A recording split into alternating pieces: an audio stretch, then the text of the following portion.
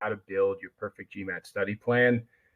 Keep in mind, this can be for students who have been studying for the GMAT for a while. There's going to be some things you can take from it. And then also for students who are just starting out from scratch. So remember, if you're 3 months into your prep, some of these things might not be applicable to you, but a lot of them will, because as you know, a lot of people have to kind of, deal with the GMAT multiple times. Sometimes the first time you attempt it, things don't go as you would like, and then you have to kind of work backwards and figure out a new process. So there's a lot of good nuggets I think you'll be able to take from this. So first and foremost, let's talk about what you do before the GMAT. Now, there's a lot of different stuff that goes into why you're taking the GMAT. So you should start to think about applications, application cycles, business schools, goal schools, safety schools, all that stuff. Because the thing is you do need to formulate a GMAT score or a target score. And early on, as you'll see in a second, you do need to get a baseline score to see how far off you are from your target. But you won't know that until you have a plan of action of what you're going to do with that GMAT. So one of the bigger mistakes I see people making out there is just saying, you know what, I'm going to take the GMAT and then figure it out. And that's flawed for a number of reasons.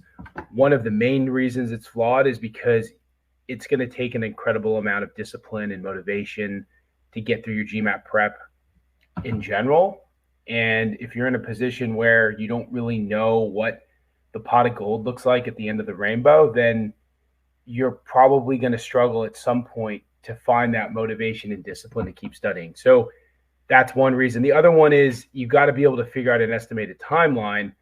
That can only be done if you understand where it is you want to apply and then how far off you are from those target scores. So those are some really big things that you want to think about. I get it. It's overwhelming. You're essentially trying to map out the next 10 years of your life. And sometimes we don't want to think about it, but it's something you've got to sit down and do, because if you don't have that plan, it's going to be really difficult to execute on your GMAT. It's going to be difficult to execute on your application. So there's a lot to it that is necessary to do that upfront work. Now, when we're talking about the actual study plan, as I said, you got to take that practice test. Now, don't do it super, super cold, but maybe spend about a week. Get used to DI, get used to verbal, get used to quant, understand what data sufficiency is, things like that. And then take that practice test. Now, one of the things that people say is, well, wait a minute, GMAT is only offering me 6 tests. Why would I do that?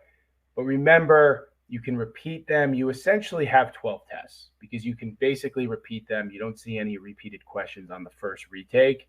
It's a lot of tests. I mean, before this current version of the GMAT existed, you only had 6. So really, you can play around with one of the tests. You can take it. That's going to be a legitimate baseline score. And again, you can compare it to your goal score. When doing that, just use logic, right? If you're 200 points off your score goal, it's going to be a bit. If you're 50 points, it's less time, so on and so forth. Now, setting your score goal. Just what we said, average scores at your target schools. You're going to have to maybe give them a call. You're probably going to have to talk to the folks in admissions.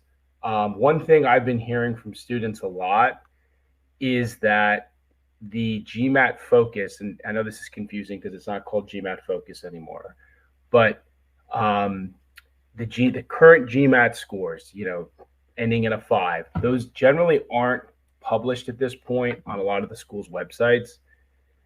Now, you could do conversions from old scores to new, but I think the best move is just to call the folks in admissions and try to see if you can get those scores that are related to GMAT focus, the current version of the GMAT. And again, just so everyone's clear, the GMAT is now called the GMAT. We have this conversation with students a lot. It's not called GMAT focus anymore. They dropped the word focus. So if that confuses you, it confuses a lot of people. So just know, if you see the word GMAT, it's referring to what was the GMAT focus and what is the current version of the GMAT. So anyway, get those scores, call the schools if you have to. It's not the end of the world. Then take that baseline score. Now, once you have the baseline score, you start phase one of your prep. There's two phases, learning and practice test phase. The learning phase is probably, I don't know, maybe 3/5, maybe even more than that of your prep, because the practice test phase is just your practice tests. When you get into the learning phase, some of the keys that I always talk about is having a topical approach to your prep. I find this to be really important because, what some people try to do is they say, I'm going to jump in, I'm going to just do question after question, random here, random there, and I'm going to learn by learning these solutions. The problem with that is you're never going to get your footing in any one topic. And I was just having a conversation with one of my students about rate questions the other day. And he was saying that that's a weakness for him. And I said, well, that's probably because how you prepared for rates the first time around, where, you can be really systematic by learning in a topical way. Like when you're done topically learning a concept like rates, you should be able to say, okay, if I have a round trip question, for example, the formula I use is D1 equals D2. If I have a catch up and pass, it's change in distance over change in rate. So by doing this, you get all of the nuances of one topic. You also practice that topic till you feel you've achieved mastery. And then you rinse and repeat with quant topics, verbal topics, DI topics. So to me, it's huge. I'm not saying you don't do mixed practice at certain points in your prep because you have to, but when you're initially learning something, like make life easy on yourself, keep things organized, because then not only are you mastering one thing at a time, you're also understanding what you've mastered one at a time. I mean, and the thing is, you don't want disorganized prep. The process is stressful enough. You don't want to have to sit down and feel like you're dealing with a Rubik's Cube every time you're about to study. So it's key that you're learning this particular way and you're organized while you're learning this particular way, and it's going to do wonders for you. Now, it's no secret that this is how the target test prep study plan is made up. It is topical. And again, we did that purposely so that you could have this organization and you could have this efficient way of learning quant, verbal, and DI.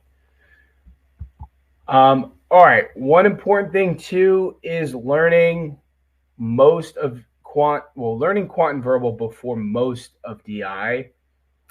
This is important because most of what you're doing in DI and data sufficiency is different. So, 90% of data sufficiency is quant based. So the way that I recommend it and the way we have it set up in TTP is you're doing data sufficiency with the quant stuff that you're learning. Because if you have a data sufficiency question on stats, you want to do it right after you learn stats. If you have a percent question on data sufficiency percent question, you want to learn it, you want to practice it as you're learning percents, right? I mean, that should be clear to everybody. Now, DI is interesting because even though they're technically new and different, a lot of them rely on quant and verbal concepts. So same deal. You get into a graphics interpretation question. I'd say most of you before starting the GMAT understand what a bar graph is, understand what a line graph is, understand what a scatter plot is, right? So it's not like you need formalized training for those, prior to dealing with those questions. The tougher part of it is the stats categories that are being tested there, or the percents or the ratios, et cetera, et cetera. So you want to have those down, because if you don't understand how to deal with median or standard deviation in stats, you certainly don't want to deal with it in data insights.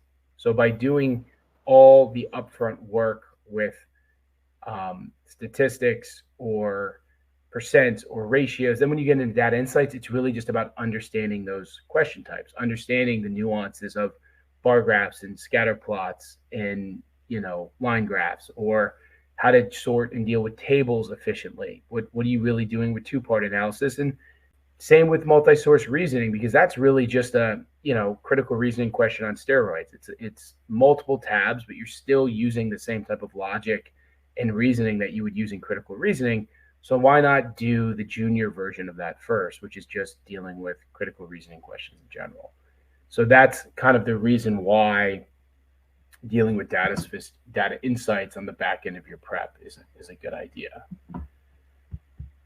Now, review is important, obviously. So one of the things that I'm constantly hearing from students is, well, I have so much I need to do, and there's so much I'm doing, and there's so many concepts that I'm dealing with. How do I keep them all straight? Now, the first thing is learning and dealing with the GMAT. It's kind of like a game of whack-a-mole. Like there'll be one thing on the tip of your brain one day, the next day it won't be because you've learned something new.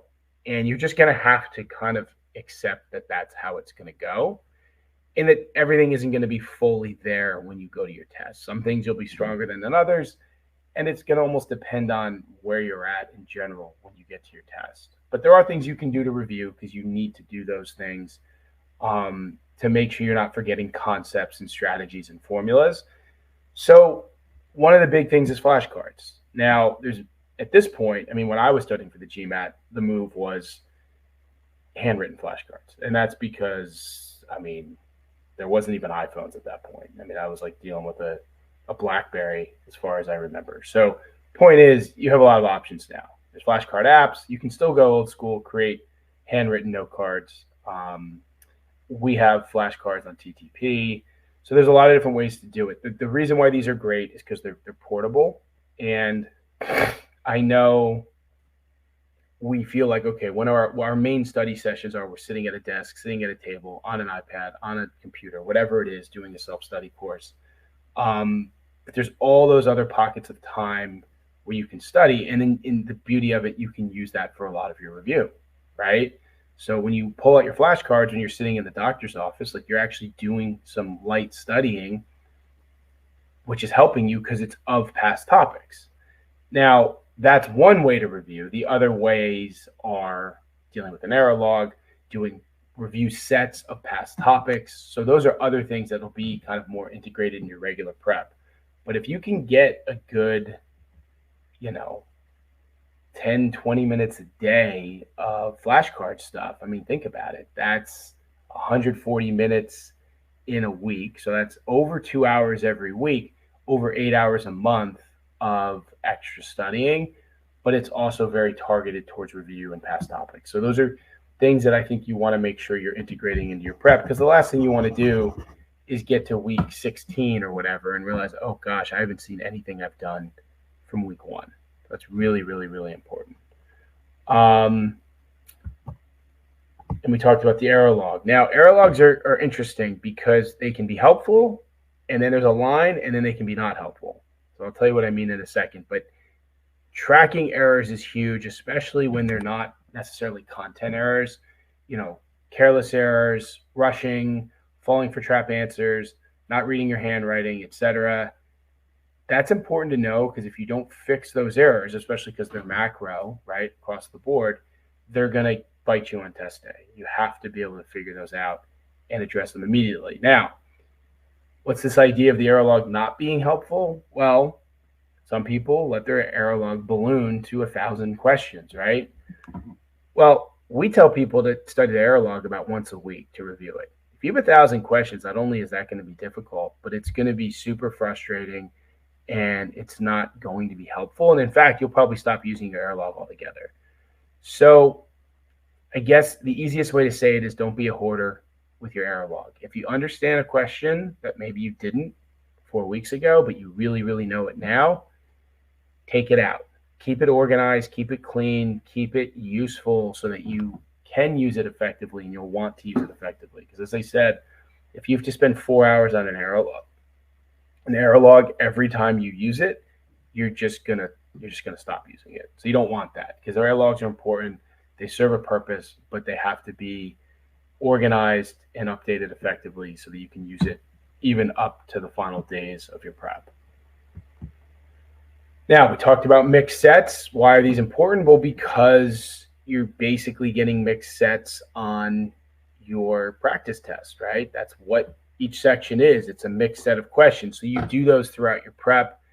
One good way to do it is, once you get through, say, 4 quant chapters, for example, let's say you get through exponents and roots, number properties, linear quadratic equations, and inequalities, you build a set on those specifically. You time it, you see how you do. If there's weak areas, you address them, and then you keep things moving. Obviously, as you get closer and closer to the end of your prep, you can add on more and more topics. This is actually something we do very strategically in the TTP study plan as well, because as I said, gaps happen, right? So you need to be able to address those gaps and see where the gaps are. If you're not actually testing yourself and you're just on a hope and a prayer, then yeah, you might think everything is great. And then you get to test day and you realize, oh, wait, things aren't as great as I actually thought.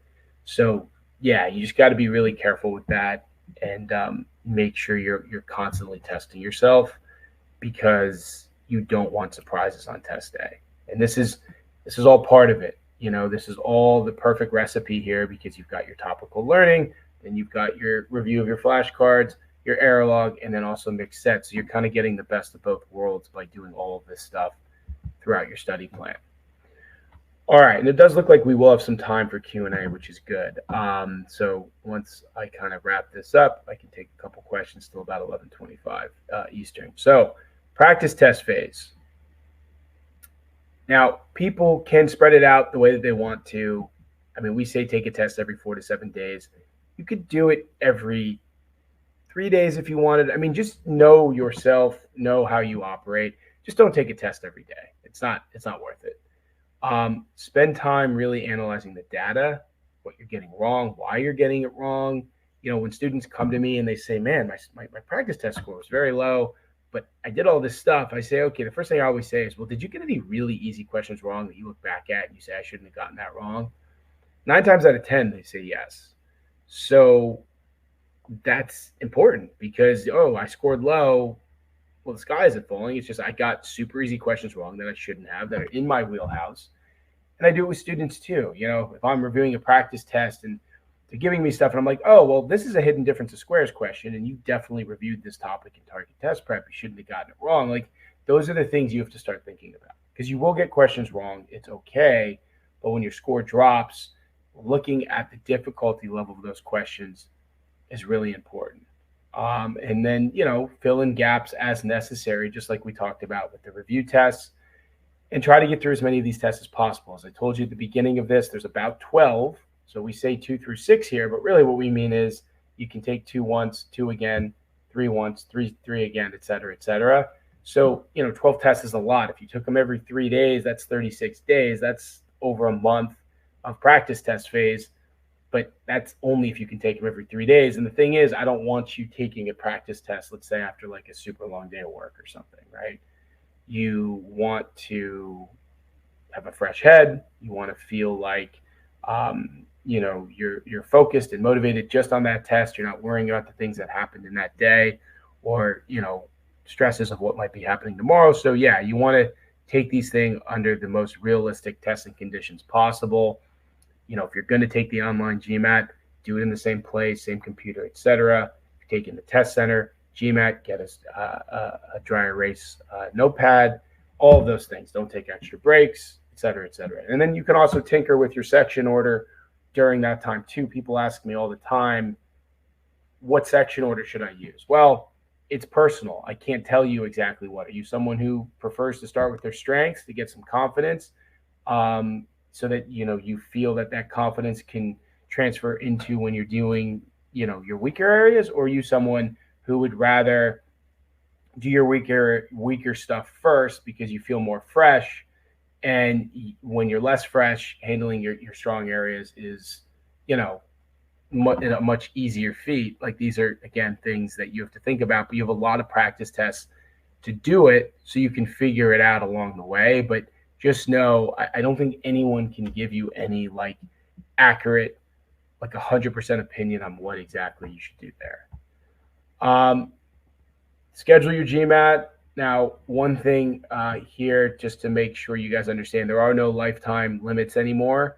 So it's more about the 12-month limits. Now, do I think someone needs to take the GMAT 15 times in their lifetime? I mean, I don't. So if that's what you're doing, then there's an issue with your prep. There's an issue with your mindset going into taking that test. It means you just aren't ready. But be strategic on when you schedule your date. Now, some people say to me, well, I should schedule a date so I'm motivated. I'm like 50-50 on that concept. I mean, I get it. It's pushing you for a day, but if you schedule it and you're off because you still need more time to prep and it doesn't really do much for you, And if you're lacking motivation, but then say you want to go to an M7 school, like that's also kind of odd too. Like, you know who you're competing with. If you can't study for the GMAT without knowing when your test date is, yet you're saying you want to go to HBS or Wharton, like there's something's off there, right? So just think about that too. You shouldn't have any problem getting motivated to get ready for your GMAT. And then yeah, so just make sure you schedule it when you can. Hopefully you'll have time. If you have to do a retake, you'll have time for that. Hopefully you're starting the process early. You're not in a situation where you're 2 months from first round deadlines and just starting all of this stuff. And if you are, be strategic about and just realistic about the process and your timeline, and understanding that, first round probably isn't going to work. Maybe second round, maybe a whole nother application cycle, but like, this is why getting started earlier gives you more, it gives you more options for when to apply, when to take the test, all of that stuff. So keep that in mind for anyone here who's, just thinking about business school and the GMAT. Key tips here, more tips: trusting yourself, trusting the process, right? So many people look at everyone else studying for this thing and they think that they have to match it. Don't be that person. I know that's kind of a microcosm for life. I think we probably do that more than we'd like to, but it's very meaningful for the GMAT as well. So for sure, try to just focus on your process and your plan, and understand that if it took someone 4 weeks and you 4 months, like there's nothing wrong with that. The end goal is to get the GMAT score that you want.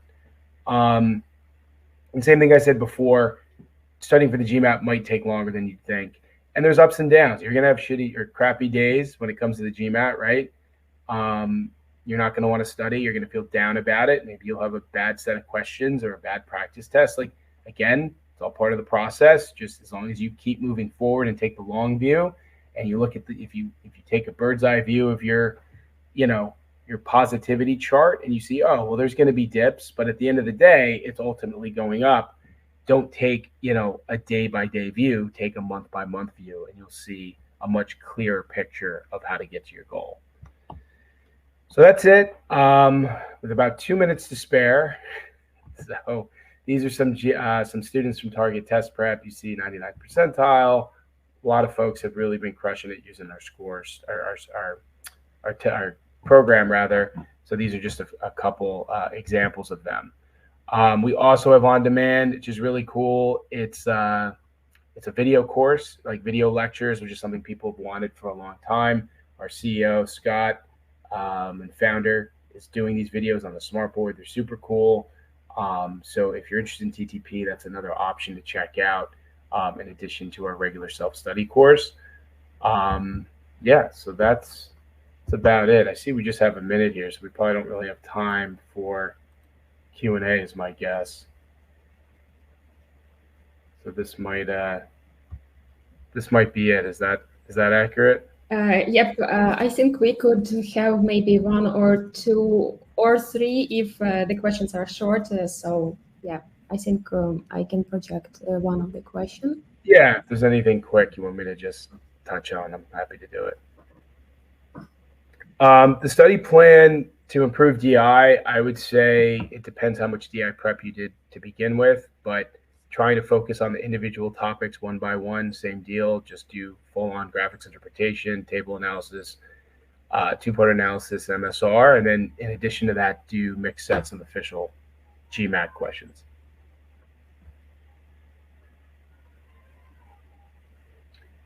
I mean, same deal with DI as I just mentioned. Verbal topical learning is key. You really got to dig in and see what's going wrong and why you're weak. For reading comp, you can also start reading, magazine articles, Scientific American, New York Times, etc., to get used to those types of passages.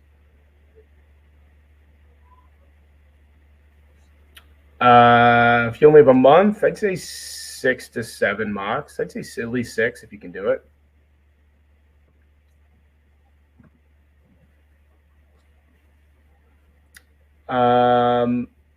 Well, you should have a course that gives you an error log. If you're doing a handmade error log, I don't necessarily have any advice for you because it's going to take you a long time. I would try to find a course like TTP that has a built-in error log.